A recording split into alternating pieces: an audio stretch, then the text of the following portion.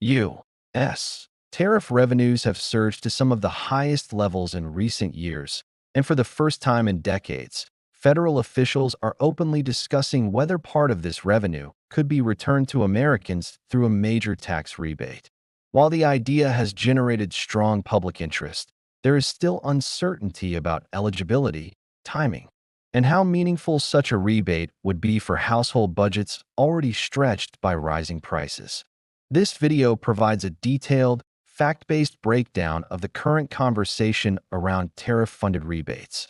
We review what has been confirmed publicly, what remains speculative, and how American taxpayers, consumers, and businesses could be affected if tariff receipts are redistributed as direct fiscal support.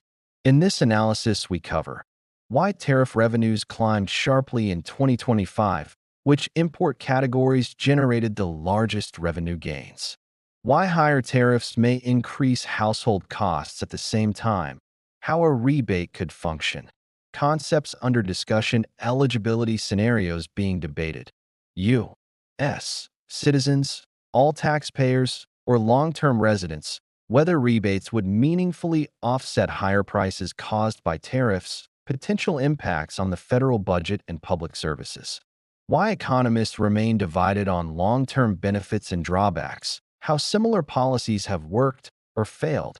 In past international cases, what questions the U.S. Treasury and IRS are expected to clarify in 2025 to 2026 key insights. Tariff revenues can raise federal income, but they may also increase retail prices, reducing purchasing power for households. A rebate could partially return this money to taxpayers, yet there is debate over whether the rebate would compensate for higher consumer costs.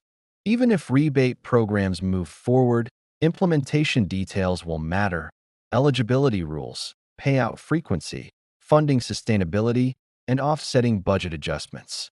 Why this matters now. Persistent inflation has reshaped American spending habits.